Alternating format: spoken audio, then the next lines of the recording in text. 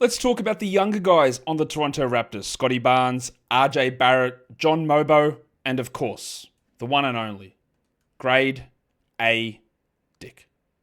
Michael Bolton. Thanks, Josh. It's Michael Bolton here, and it's time for another episode of the Locked On Fantasy Basketball Podcast. Let's get to it. Let's get to it, indeed. You are Locked On Fantasy, your daily NBA fantasy podcast. Part of the Locked On Podcast Network, your team every day. Hello and welcome to the Locked On Fantasy Basketball Podcast, brought to you by Basketball Monster. My name is Josh Lloyd and I'm literally in my chef era. Thank you also for making Locked On... Oh, did I tell you that? No, I didn't. I'm also the lead fantasy analyst at basketballmonster.com, and thank you for making Locked On Fantasy Basketball your first listen every day. We are free and we are available on all platforms. So thumbs, double bangs, audio and video. Do it. Comments as well. You can do the comments on Spotify now too. So if you've got one of those in you, give it to me. We are talking about the Toronto Raptors. Earlier today we talked Ingram, Poeltl, we talked quickly, and the big topics like Garrett Temple and Chris Boucher. And now we're going to get into the younger guys on this team, the guys who are under 25. So there's a few of them. Part of the problem with some of these younger guys in terms of roster construction is that they're all now on their second contracts and max contract to one of them, and that's going to make it a little bit harder to try and build things around. So let's get into one of those players who is on that max contract, who is now 24 years of age. We're talking about Scotland Barnes, the Rookie of the Year, who was an All-Star a couple of years ago and struggled quite a bit this season. In the end of the year, he ended up with a hand injury. He played 65 games in 33 minutes. 26 usage. He was the 37th ranked player for head-to-head leagues. He was 24th in points leagues. But people were drafting him in some cases at 13 or 14. Now, to me, he was more a back-end second round guy to third round guy. I was relatively skeptical about what he'd done the year before, the shooting, the block numbers, the rebound numbers, which had all taken incredible spikes in year 3. I thought, I'm not sure if that's all going to hold, and it didn't. So what is Scotty Barnes now as a player? I don't know. I have been lower on Barnes than most people all the way through his career. That's not changing now. Barnes, 26 usage, like I said, averaged 19 and 8. Okay. 6 assists. That's pretty good. 1.4 steals and 1 block. Not bad at all. Really quite solid. Those numbers, though, did dip from the year before. The problem is I don't know that he can shoot. 27% from 3, 76% from the line, 45% from 2. The year before, it looked like maybe he was figuring some of that stuff out. But as you remember, when we looked at the stuff from Barnes last season, he started out the season unbelievably red hot, and then it started to drop back down to that low 30s in shooting. I don't think Barnes is a 27% three-point shooter. Don't get me wrong. I don't think that he's that bad. I think he is a mid to low 30s guy. 33, 34, which is okay. But for Barnes to have a large level of success offensively, and I think, honestly, again, this is not hating, this is not a bid or anything. I think he is overrated defensively. I think he's not bad. I think he is overrated defensively. I think he's not a lockdown guy. He's not a number one defensive option. He is a good defender. He is not an elite defender. But offensively to have success, he needs to be running almost sort of as a point guard because you can't have him off ball. He can't play off ball. He played only 82% of his time on ball last season, 82nd percentile, which is not that high for a guy that really does need the ball because he can't shoot. So that's where he on this team becomes a weird fit. I imagine he's unquestionably their best player. There's no doubt about that. But adding Brandon Ingram to the mix, what does the usage do? Does the 26 drop? Does the 5.8 assists drop? His passing creation volume is 95th percentile. His load is 93rd. Do those things hold with Ingram now there? We talked about it with Ingram and quickly in the earlier show. Someone's going to have to give up something. We haven't even got to Barrett yet. It can't all work this way. Darko and Drip in the Delta numbers all agreed that Barnes took a pretty sizable step back. 38th percentile in Delta for Darko and 45th for Drip, meaning that over half of the league was able to be have a larger level of improvement. He actually got worse this season, Barnes, and I don't think that's controversial to say. So the question now is, like, while I sit here and look at Barnes for next season and go, I don't believe he's actually a 27% three-point shooter. So there's a sizable spike that can come there. The 1.23s can become 1.6. That's possible. 27 can become 31, 33. 44 from the field can become 47, 46. Easily doable. And I think it will happen. It's all about offset, because that's not happening in a vacuum. What does happen with Ingram there? What happens when Quickley plays more than 33 games? Does Barnes go from 26 usage to 22? Does he maintain 26? Does he maintain the highest passing volume on the team? I don't know. I don't know how Darko Rajakovic handles that. I don't know how Scotty Barnes handles that. I don't know how the roster gets staggered. So there is zero shot that you take Scotty Barnes in round 2 next season. In fact, I don't think he's even going to be a round 3 guy, because the 19 points might be lower.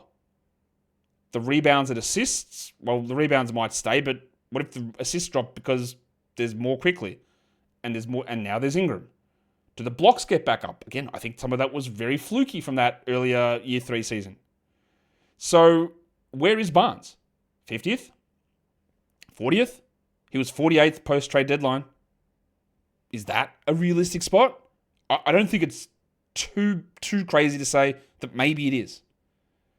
Again, you are going to say that I'm just a hater and that 19, 8, and 6 is great with 1.4 steals and a block, and it is. But things adjust. If I was the Raptors, and I know this will sound weird to you, I would actually be prioritizing him having the ball. Definitely over Ingram. It's him and Quickley that should be doing it. But that doesn't mean that's what will happen. Because Barrett and Ingram are there. They're alive. They exist. They're doing something.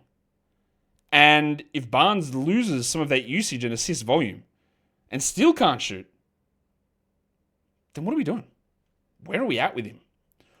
I won't say it's a crossroads season for him, because he's established as a very, very good player. But to be an elite player, to be the guy that can be the best team on a top 4 seeded playoff team, I don't think he's there. I don't think he's ever getting there. And when I say crossroads, this is the crossroad. This is the season where we need to see, like, what is the step forward that Barnesy takes at age 24? How does he elevate to become that guy that might be able to do that? He's played 4 seasons now. We're going into year 5. You still can be improvement. It's not great to see a player in these 4th season declining. So, yeah, I would say there should be some worries here. Let's talk about RJ Barrett, because, again, what do we do with this guy? Will he remain on this team with Ingram now there? Is he a better player than Brandon Ingram? That's an interesting question. Who is a better player? RJ Barrett or Brandon Ingram? I actually don't know. It's possibly Ingram, but I don't know. He played 58 games, 32 minutes with 28 usage. He's 25, or he's about to turn 25. He was the 80th ranked player for head-to-head leagues. I was very happy to draft him around that area. He was 48th in points leagues, averaged 37 points. Very good. He struggled a bit down the end as they were rotating guys in and out, which is to be expected. Ended up with 21, 6, and 4. And you'll notice that those numbers look very similar to Barnes. They look very similar to Ingram. They don't look that dissimilar to Quickley. A little bit, though. And no steals. No blocks. Horrendous free throws. Part of the reason he was able to be much better in his first stint in Toronto the year before was he cut out long mid-ranges, he didn't take as many threes, and he just got to the rim at will and finished at a high level. And that changed. He was not able to do that this season. His field goal percentage fell back down. And part of the reason why I was looking to sort of turn into that, it's okay, is it a fluke that his field goal percentage rose? And when you looked at it, and when you were investigating it, it wasn't that he just had a fluky run of shooting. It's that he changed his shot mix, and he was able to be a guy, RJ Barrett, who decided he was going to take more shots from the more highly efficient areas. But so what changed this season, right? Well, he didn't finish as well at the rim, down from 62 to 59%. His attempts at the rim, about the same. But what we did see was back to an increase to his highest volume of mid-ranges ever. Not that it's a big difference, but 4.3 up from 4. And he took more threes again. He went back to his Knicks volume. The last 4 seasons, he was 6.2, 5.8 attempts per whatever it was, 100 possessions, 4.9 in the season where he really started to take off, and then back to 5.8. So he just started taking more threes, which he can't do. He can't shoot them at any sort of high volume. You'll see that, again, 94th percentile in load, 78th percent on ball. He doesn't do anything defensively. Something has to give. Quickly, Barnes, Ingram, Barrett cannot maintain these numbers. They cannot maintain them. So his 28 usage might become 24. Does that mean he starts taking more shots at the rim? Does it mean he cuts out those threes? Because he can't substantiate or he can't subsist on his defensive numbers. So I think we might be back to a scenario here with Barrett where I'm out on him. Because I don't see how he's able to even replicate these numbers, which was a bit of a downturn from his Toronto tenure the year before. So, again, we're at a crossroads with Barrett. We're at a crossroads with Barnes. We're at a crossroads with Ingram. How the hell do they all work? How do they fit? That is why I don't understand this team at all. They don't make sense together. Somebody needs to make a drastic adjustment to their game. And Barrett can't be a spot-up shooter. Barnes can't be a spot-up shooter. Ingram can't be a spot-up shooter. But you want your best passer and quickly to be the spot-up shooter? Maybe. It's an incredibly weird fit. So I think, even though he's only 25, that the reason he was able to be successful at the end of that 23-24 season, RJ Barrett, was he just started getting to the rim and finishing at a high level, and that was able to reduce some of the impacts of other categories that he struggled in. But now we're in a spot where usage might drop. He reverted a little bit back to some of his bad habits, and I think I might be out again. I think I might be out. Which, I guess we have to find out. But that is where, when looking at past numbers or past rankings in fantasy, can have use, but it's got to mesh. You've got to balance. You've got to be able to put it together with the other guys on the team. And that's where it's going to get weird. We've got more guys to talk about on the Raptors. First of all, today's episode is brought to you by Wayfair. As the weather begins to warm up, people can spend more time outside. Well, you should be spending more time outside. And that means it's the perfect time for you, getting ready for that summer, to refresh your outdoor space. It might be a big backyard, a small balcony, whatever it is. Wayfair has all the things that you need to fit your budget. They've got a great mix of styles at Wayfair. Maybe you are Art Deco. Maybe Deco. Yeah, maybe you are postmodern Gothic. Is that a real thing? I don't know. Or maybe you've just got your own eclectic style. Wayfair has all the things that you need at any budget level that you're looking for. Plus, they have free and, more importantly, hassle-free delivery even for the big items. So shop a huge selection of outdoor furniture online this summer. Get outside with Wayfair. Head to wayfair.com right now. That is WAYFAIR.com. Wayfair, every style and every home. All right, we're talking Toronto Raptors. We're talking the guys that are under the age of 25 on this squad. And now we get into some of the younger players, because we had Barnes and we had Barrett there, who are obviously two key guys, but most of their other key players and their starters are all over 25. The 26-year-old Ingram and Quickly, and then Poeltl at 30. So now we get to some guys who have joined this team in the last couple of years, and we're going to start this one with a second-round pick from last season, Jonathan Mobo. Mobo had a little pop at the beginning of the season. He was an undersized big man coming out of the University of San Francisco who played this high usage, high offensive load, ball handling, point forward, point center, defensive guy. Right? He did all of those things, which is an incredibly intriguing fantasy prospect. He flashed a little bit of that earlier in the season and then disappeared, went back into the G League. And then by the end of the year, when they were doing the starter shuffle, Mobo was getting some big starts, especially down the stretch. And again, flashed that ability, which we all remember that March and April basketball doesn't really mean anything. But Mobo showed an ability to at least do some of those things. Now, he wasn't awesome in every game. Like his last two games, he played 38 and 35 minutes for 8, 8, and 8, and 9, 14, and 10.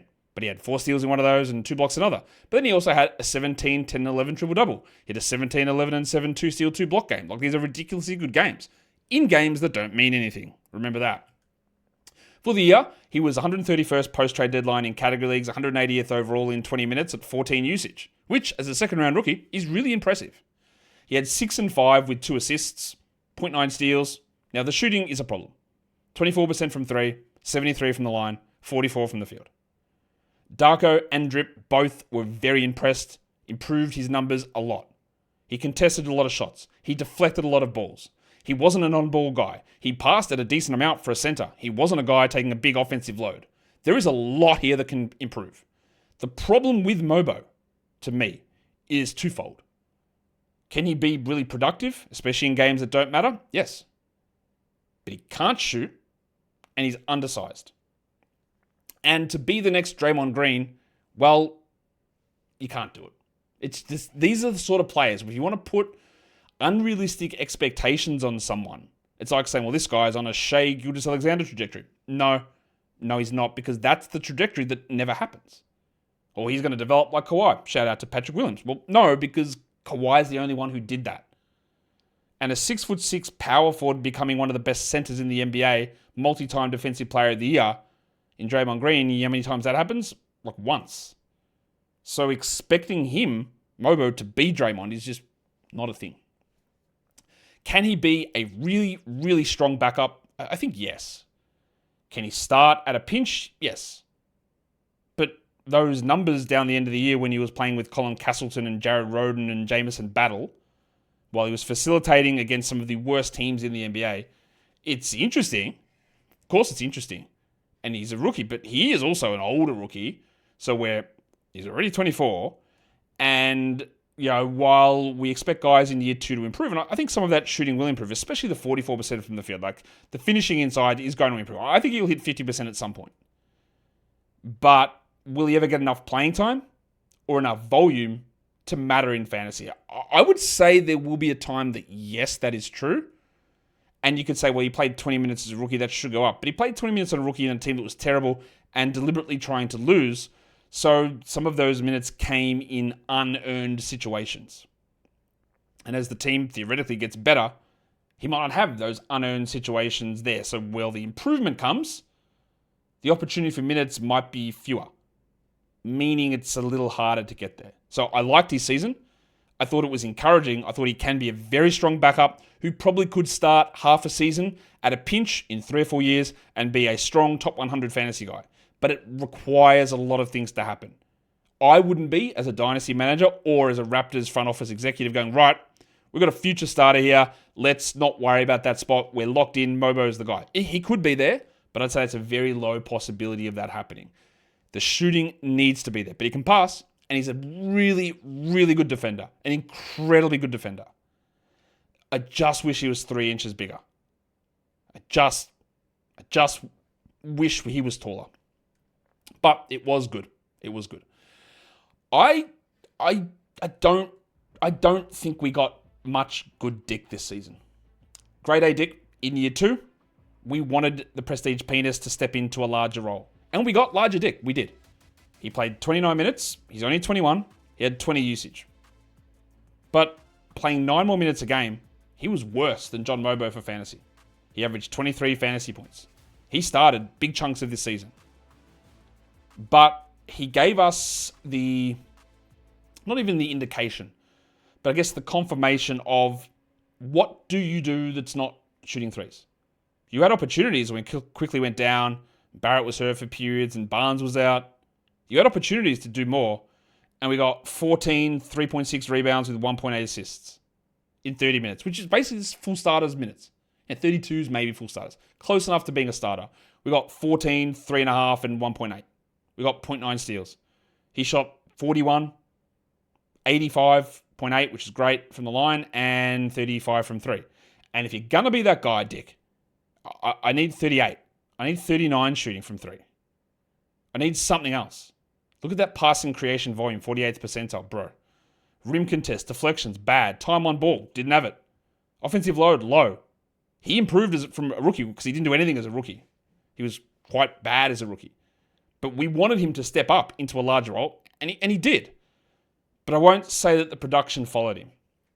He was a guy that I didn't really love coming out of Kansas because I was like, again, what do you do here? You could be the best shooter because the idea of Dick was he's the best shooter in the class. I'm like, you want to be pretty confident of that because I don't know what else he does. And very rarely does the guy that we project as the best shooter in a draft class become the best shooter in a draft class. It just usually doesn't happen. In fact, Dick, who has been reunited with his Kansas teammate, who was the best shooter in his draft class, in Ochai Agbaji, has also been terrible in the NBA. This idea of this guy is the best shooter is just not a thing. Has it ever translated? I don't think it has. He can be a good shooter, Dick. But he's not sitting Luke Kennard 45%. He's got more to his game than that. He did improve some of his passing. Defensively, still a real problem. But the fantasy game, it's not there. It's bare bones. He needs 3 starters to be out, I would say, because of the way this team is constructed. He's not playing 29 minutes. He might be lucky to get 24. Maybe he is traded in a consolidation deal somewhere. But even then, he would need to go to a situation where his usage could hit 25, where he bumps to 39 usage, and he plays 35 minutes to really make a difference for us. He was pretty poor for big chunks of this season, and yeah, I guess you could say best case as a shooting guard archetype, Kentavious Caldwell-Pope, without the steals, which, as we know, is not a good fantasy player. And go back and look at some of KCP's past seasons. Not the ones now where he averages 9, 10 points. He could be a 15, 16 point per game scorer. I think Dick could do that, but I didn't look at Dick and get excited. Nothing about his season was a little bit like, as many of you have uttered in the past, I'd like a little bit more Dick. And we didn't get it, which is a shame. Who else are we going to talk about? Some young players who did impress, some rookies who had some moments, and some two-way guys who had to be forced into larger roles. But let's go to one of those rookies who came across in a sort of basically a salary dump trade from the Sacramento Kings. Shout out to them, who gave the Raptors Jamal Shead. They gave him Davion Mitchell, and they also gave him Sasha Vezenkov, which was the salary dump, and then they just cut Vezenkov and took on that money. And then, of course, the Raptors gave away Davion Mitchell for PJ Tucker, and Mitchell turned into a competent NBA player. Now, Shead and Mitchell are very similar players. Undersized, older point guards with maybe some shooting concerns heading into the NBA. I thought Shead, in his time in Toronto, well, when Mitchell was in Toronto, was way better than Davion Mitchell. Shead ended up playing 20 minutes a game, 18 usage, 75 games, which I wasn't sure he'd get that many. He was 237th post-trade deadline. His deflection numbers, I would have hoped would be higher, 65th percentile. Only 0.8 steals. He's a very high steals guy in college. And he was like a 40% three-point shooter in his final year in college, but some of his previous years, not quite like that. And he shot 32%. Now, I do think that'll go up, but I don't think he's a 40% shooter. 77 from the line is pretty good. But overall, I would say that Shead's numbers this season were on the impressive side. He absolutely can lock in as a backup point guard in the NBA. And in some spots, I could easily see him being a starter and being a low-end fantasy guy for standard leagues. But like when we're talking John Mobo, he's old. He's 23 already as a rookie. He will be, again, a backup this season. What we want to see in year 2 from Shead is the improvement in shooting percentages. Usage probably won't spike much. But the other thing is like coming in with your focus was steals. You need to get steals. When you were a big steals guy in college, we need to see you being a steals guy. And that doesn't always happen. Often, steals guys in college come in and are very good NBA players. But it's not always because they get good steals. It's because steals in college often leads to a level of basketball IQ and understanding that translates to them being good in other areas. And maybe that happens for Shead. Maybe he bumps up his passing ability, which again, I thought was actually really good. So I would pencil at this point Shead in to be the backup point guard, playing 18 to 21 minutes a night. Again, fighting Barrett, Barnes, Ingram quickly for ball handling, but we need to see the deflections and the steals rise, and we need that shooting at 36%. Overall, it's a big W of a pick. It's a positive rookie season, but when I look at it, is he a guy that you think, 3 years down the line, he's our startup? Don't think so. It wouldn't. Look, they could also pick number 8, pick Jeremiah Fears. They could pick Kasparas Yakishonis. And then Shead is like, where am I now? That's sort of the player. Look, he's fine as your backup. I love what he did. I was impressed with it. But do you build your team based around that? Probably not. Gary Trent III, Jacoby Walter, was drafted in the first round by the Toronto Raptors out of Baylor. Did not like him as a draft prospect at all. He just gave that view of an empty shooting guard with bad percentages. And he came in here and had a couple of interesting games for the Raptors. But overall, I would say that my assessment of Jacoby Walter was pretty spot on, at least in year 1. Like, He played 21 minutes a night in 52 games. He was the 308th ranked player for fantasy. He averaged 8.5 points with 1.3 threes, with not really anything steals-wise and nothing really exciting deflection-wise. His passing volume is low. He had 3 rebounds. He shot 35 from 3, which actually not too bad. 80 from the line, which is fine. 41 from the field, which is not good. He had a couple of solid games, a 22-point game, a 17-point game, a 17-point game in the meaningless period of the season. But again, when we're talking like with Dick, Jacoby Walter just profiles as that stereotypical shooting guard who's a low rebound, assists, steals, and blocks guy who's not hyper efficient and needs a lot of usage and probably never will get it. The Darko and Drip Deltas actually liked him, and I thought there were some impressive things, especially defensively. I thought he did show some stuff that I didn't think he could do. But it didn't translate to stats for us. He did contest shots at a pretty high rate, which is interesting, and the shooting's probably a little higher than I thought it would be from 3, not from 2. Terrible there. I could see a 6 to 7% spike in his 2-point percentage next season, which would help. But again, where does he play? At least he's younger, not like Shed and Mobo. He's 21. But where does he play? Because Dick exists, Shed, Quickly, Barrett, Ingram, Barnes. Pick 8. Where does he fit? I don't really know. I don't really know what sort of a player this is going to be.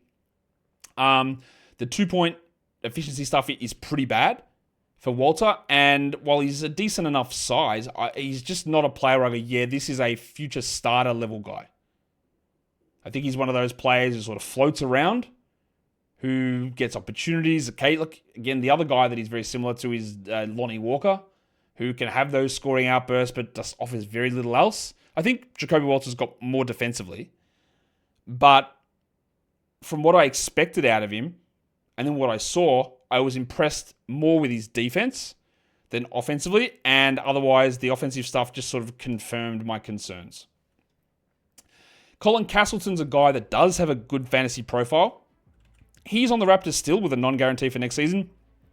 No guarantee he sticks around. We saw him in Memphis, we saw him in Toronto, we saw him in Philly, we saw him in Toronto. Only 13 usage, 17 minutes a game. He had moments where he was a guy that you needed to roster in fantasy because he was hitting some threes, sort of. Well, that's not actually, you know what? He wasn't. 13% from 3. He was grabbing rebounds at a high level, 5 rebounds in 17 minutes, pretty good number. He blocked a decent amount of shots. He was incredibly low at usage and scoring, 11th percentile offensive load. I thought that he was fine. He is about to turn 25, and if you had him back as your third string center replacing Chris Boucher, totally reasonable. But the numbers that Castleton put up at the end of the year were the definition of March and April basketball. And as much as I think he's a solid enough player and better than some guys that get roster spots, I wouldn't say there's any level of huge excitement there. Same goes for AJ Lawson, who had some, he's a hyper-athletic guy, had some interesting moments in the G League, had some decent moments in the NBA, played 19 minutes a game, 19 usage. Shot only 33 from 3 and bad free throws. He averaged half a steal in those 19 minutes, averaged 17 fantasy points. There were moments where AJ Lawson, again, was useful. But with so many guards ahead of him, nothing that he did this season makes me any level of excited for AJ Lawson, who's now off that two-way, developing into a 7th man, an 8th man. I don't think he can do that. He was there. We're talking about him. He's about to turn 25. It's the first time we've really seen him in the NBA. He was in Dallas before, up in Toronto now. I think he's got to stick around for at least one more year here. But that shooting just needs to be at such a high level. The athleticism is great, but turn it into something defensively. This deflection's not there. Like, he's not doing it. He doesn't pass. He doesn't do anything that well. And I'm not really any level of excited at all. Jameson Battle, if you've never seen Jameson Battle before, I guarantee you what you're picturing is not what he looks like. That's just not what he looks like. Whatever you're thinking, he doesn't look like that. He was a guy that started the season on a two-way and was in the Raptors rotation basically every night. But what is he? He's a three-point shooter. That's what he is. 41% as a rookie from 3 is unbelievably elite. 89 from the line is elite. 1.8 threes in 18 minutes is elite. Low usage player, absolutely. 277th post-trade deadline in category leagues, 12.6 fantasy points overall. I don't like that the DPM and the drip delta was really down on him, 31st and 17th percentile respectively. They thought he'd decrease it. And I guess that is true. He started out the season better than he finished it. But from a sort of an unknown guy to come in and shoot threes at that level, like, you're impressed with it. But there's a lot of other numbers there you should be going, like, you got to do something else. 2nd percentile deflections, 8th percentile time on ball, 31st in passing creation volume. In, 18 minutes a game, he averaged 0.9 assists with 0.3 steals. He shot threes. And that is it. Nothing else. And while it's nice, it's great to see as a rookie, he filled roles at times. You have to do something else. You can't subsist at being that one-dimensional. Out of him and Jared Rhoden and AJ Lawson and Colin Castleton, I think Battle's got the ability to be a rotation player moving forward. But fantasy-wise, it's going to be one of those, hey, we'll just take a flyer when players are out and see where we go. Because I don't really think it gets any further than that. The last guy is an incredibly hard player to evaluate, and that's Ulrich Chomsky. We didn't have any data from him. He's a two-way guy. He's back on a two-way next season. Incredibly young, youngest player in the draft, I believe. Picked at pick 57, signed a 2-year two-way, so he's back on a two-way for next season. Tore his MCL in the middle of the season, missed the second half of the year. We had 3 games of data from BAL from him the year before, so hard to judge that. He played 5 minutes a game in 7 games in the NBA. Can't really do anything with that. Under 10 usage. Blocked 1 shot, no steals, 0.7 points. None of these numbers mean anything, like at all. But what I will tell you is what he did in the G League. And there are certain things there where you go, oh, okay, I'd like a little bit more than that because he's 14% usage in the G League in 33 games in 24 minutes. But he averaged 8 rebounds and almost 3 blocks a game. He didn't take threes. He can't hit free throws or get to the line. The time that I watched him in person in Summer League, he had no idea where he needed to be, but he was very athletic and he showed some really interesting instincts. This is the long-term development situation. 3 blocks a game in the G League. I think there is, and 54% shooting. I think there is a 58% shooting upside, 10.10 rebound, 2.5 blocks season in like a 25-minute random roll in 4 years' time. Maybe. I think he's got some potential to maybe be a bit of a shooter as well. But it is complete dart throw stuff. For the guy with sort of no experience, one of the youngest players in the NBA, the fact that he even did that at the G League level should make your antennas go a little bit up and go, oh, okay, that's something to watch. I don't think he's going to be ready to take on any backup sort of role next season. I think we're more talking 27, 28, honestly, before he's able to maintain a regular role. But this will be a key year because it's the second year on his two-way, and we'll see what he does in the G League and how much he comes up to the NBA. But Chomsky was a guy that, given how poor that draft class was last year, I would have taken a flyer at the end of the first round, honestly, just to get the 4 years of control of development on him. Nobody did that. It might not work out at all, and maybe he can't do anything apart from block shots. But there have been players who can only block shots who've turned into reasonable NBA players. And I think Chomsky's got enough there where I can actually see it occurring. It's a long shot, and I got nothing to judge it by in his NBA minutes. But the G League numbers were pretty interesting. And that's the Raptors. That's the end of the Raptors. That's the end of looking at this team. Tomorrow, I think we're going to be doing the Phoenix Suns. Yep, we're doing the Phoenix Suns tomorrow. Raptors are done. And yeah, hit the subscribe. You'll never miss an episode. Check the earlier episode if you haven't seen it when we talk about Ingram and Pirtle and who's the other one? Quickly and the other older players and big discussion on Garrett Temple as well. Guys, we are done here. Thank you so much for listening, everyone. See ya.